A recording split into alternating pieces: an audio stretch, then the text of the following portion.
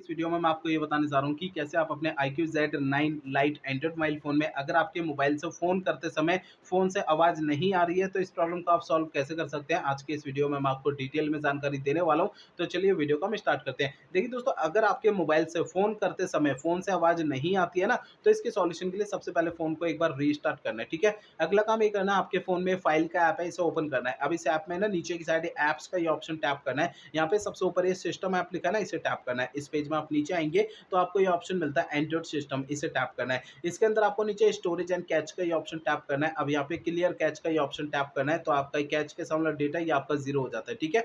अब देखिए अगला काम ये करना है कि आपके मोबाइल फ़ोन का जो स्पीकर है, स्पीकर को आपको हल्के हाथों से साफ करना है। होता क्या है, स्पीकर में थोड़ी बहुत धूल-मट्टी जमा हो जाती है, जिसके कारण फ़ोन करते समय फ़ोन से आवाज़ नहीं आती है।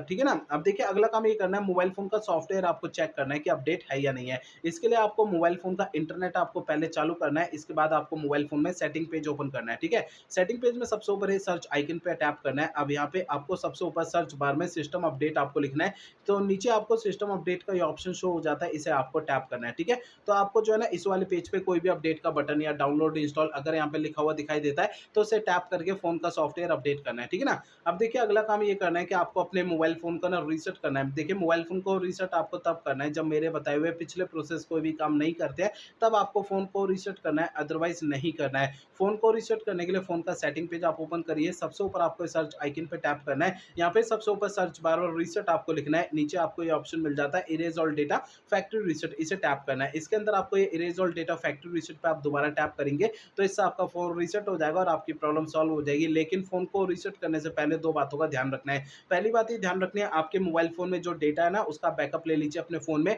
और दूसरी बात ये ध्यान रखनी है, आपके फ़ोन की जीमेल आईडी और उसका पासवर्ड आपको पहले से नोट करके रखना है। तो ये 2 काम पहले करना है, उसके बाद फ़ोन को रीसेट करना है, ठीक है? तो मेरे बताए हुए तरीके आपको यूज़ करने से आपकी प्रॉब्लम सॉल्व हो जाएगी, ठीक है ना?